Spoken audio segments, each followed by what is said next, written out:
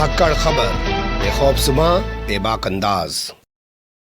धाकड़ खबर के news room से मैं आपके साथ हूं अकरम रईस खान। बंगाल में चुनाव चल रहा है, आप लोग जानते ही हैं। 5 राज्यों में चुनाव था, 4 राज्यों में चुनाव संपन्न हो चुका है 6 मार्च तक, लेकिन बाकी चुनाव चल रहा है बंगाल में।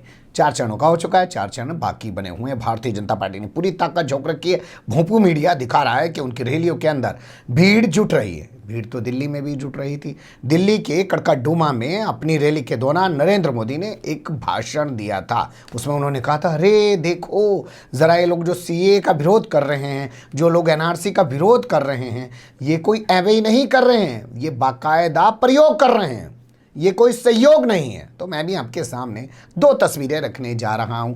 आप सोचिएगा कि क्या ये संयोग है या वाकई में कोई प्रयोग किया जा रहा है। दोनों तस्वीरें बाबरी मस्जिद से जुड़ी हुई हैं और दोनों तस्वीरों में आपको जज साहब नजर आएंगे। एक सुप्रीम कोर्ट के जज जो चीफ जस्टिस ऑफ इंडिया और दूसरे सीबीआई कोर्ट के जज, और दोनों के पीछे भारतीय जनता पार्टी, या यूं कहें एक के पीछे नरेंद्र मोदी और दूसरे के पीछे आदित्यनाथ योगी खड़े हुए दिखाई दे रहे हैं। तो ये संयोग है या प्रयोग है, ये आप सब डिसाइड कीजिएगा। पहली तस्वीर आपके सामने रख देता हूं क्योंकि इसी के बाद दूसरी तस्वीर बताना ज्यादा बेहतर होगा।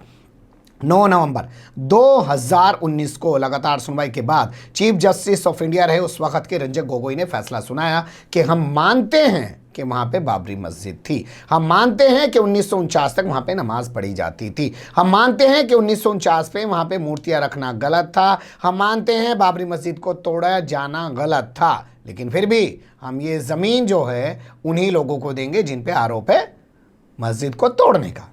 और मस्जिद वालों को धनीपुर में अभी 5 एकड़ ज़मीन मिल चुकी है। उस वक्त धनीपुर डिसाइड नहीं था, ये कहा गया कि इनको कहीं और पे 5 एकड़ ज़मीन दे दी जाए। ये निपटारा किया जा रहा है और ये आदेश हम पारित करते हैं हमारे पास जो स्पेशल वीटो पावर है आर्टिकल 142 के तहत, याद है ना आपको। उसके बाद तस्वीर उभरी कि राज्यसभा का सदस्य बना दिया गया chief justice of India Ranjan Gogoi को। तो कहा गया कि क्या इनाम दिया गया है इनको, क्या इनसे संयोग बस इस तरीके से राज्यसभा दी गई है या वाकई में प्रयोग के तहत ये राज्यसभा इनको दी गई है। और लोगों को भी कहा गया कि देखो हमारे हक में फैसले सुनाओगे तो आप लोगों को ऐसे ही नवाजेंगे। अब दूसरी तस्वीर देख लीजिए।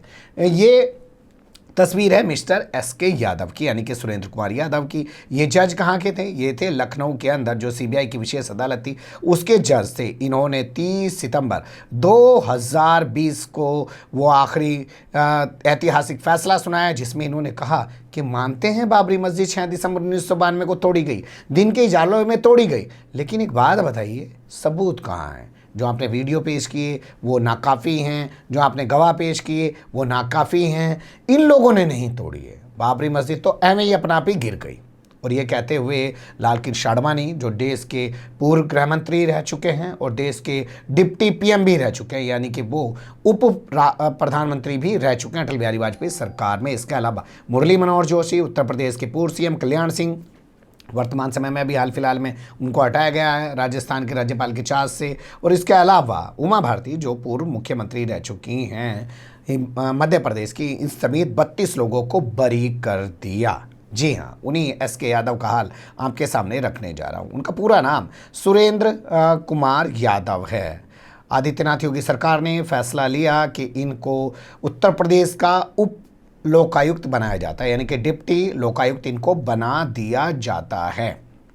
6 अप्रैल को ये आदेश जारी किया गया इनकी नियुक्ति का और उसके बाद 12 अप्रैल को इनको बाकायदा शपथ दिला दी गई है। तो इसी से सवाल खड़ा हो गया है कि भैया उनको राज्यसभा और इनको उप जो लोकायुक्त बनाया गया है, क्या ये महज संयोग है या कोई प्रयोग किया गया है? संजय मिश्रा जो लोकायुक्त हैं यहाँ पे, उन्होंने बाकायदा इनको शपथ दिलाई गई और इन्होंने अपना कल कार्यभार संभाल लिया है। ये उत्तर प्रदेश के अंदर तीसरे उप लोकायुक्त होंगे। इनके अलावा 2 लोग और भी हैं, यानी कि 1 लोकायुक्त, 2 लोग उप लोकायुक्त पहले से थे, तीसरा इनको बना दिया गया है। इन्होंने बनना स्वीकार कर लिया है, जो भी कुछ है इन्हें नवाजा गया है, इन्होंने इसको स्वीकार कर लिया। बताया जा रहा है खबर के मुताबिक कि इस शपथ ग्रहण के दौरान जो उत्तर प्रदेश के अपर गृह सचिव हैं अवनीश अवस्थी, जो आदित्यनाथ योगी के बड़े करीबी माने जाते हैं, किसी ज़माने में ये डीएम रहे थे गोरखपुर के, जब आदित्यनाथ योगी सांसद हुआ करते थे, उसी ज़माने से बड़ा करीब हैं, और अब इनको अपर गृह सचिव बना के अपने बगल में ही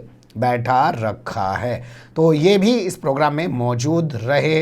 यानी कि बड़ी खबर ये है कि एस.के. यादव जिन्होंने सबको बरी कर दिया था, वो एस.के. यादव अब उत्तर प्रदेश के अंदर तीसरे उप लोकायुक्त बना दिए गए हैं। थोड़ा इनके प्रोफाइल पे नज़र डाल लेते हैं, वो भी ज़्यादा बेहतर होगा। जैसे मैंने बताया, इनका नाम है एस.के. यादव, पूरा नाम सुरेंद्र कुमार यादव।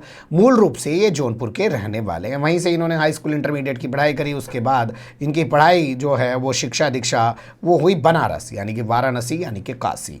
1990 में पहली बार ये जज बने और जब इनको अपॉइंट किया गया तो मुंसिफ कोर्ट में अयोध्या के अंदर इनको अपॉइंट किया गया 1990। और 1992 में वहाँ पे बाबरी मस्जिद को शहीद किया गया, तोड़ दिया गया। वो सारी दुनिया के सामने है। उसके बाद क्या हुआ, ये घूमते घूमते लखनऊ आ गए। लखनऊ आने के बाद इनको सीबीआई का विशेष जज नियुक्त कर दिया गया 30 सितंबर, ध्यान दीजिएगा ज़रा, 30 सितंबर 2019 को इनका कार्यकाल पूरा हो गया। इनको रिटायर्ड हो जाना चाहिए था, लेकिन सुप्रीम कोर्ट ने कहा नहीं जी, आप 1 साल तक अभी और बने रहेंगे।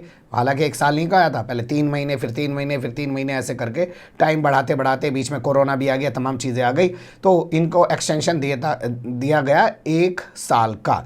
और आखिर 1 साल का वो वक्त आ गया, 30 सितंबर 2020 को इन्होंने फैसला सुना दिया। इन्होंने कहा कोई ऐसा सबूत नहीं है जिससे कहा जाए कि ये लोग दोषी हैं।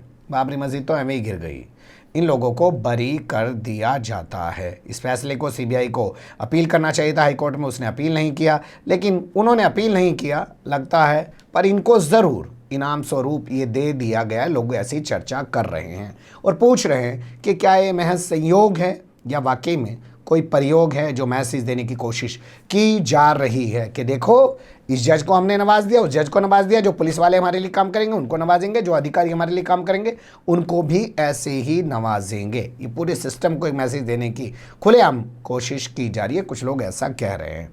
एक अपडेट था, मुझे लगा कि आपको रूबरू कराया जाए।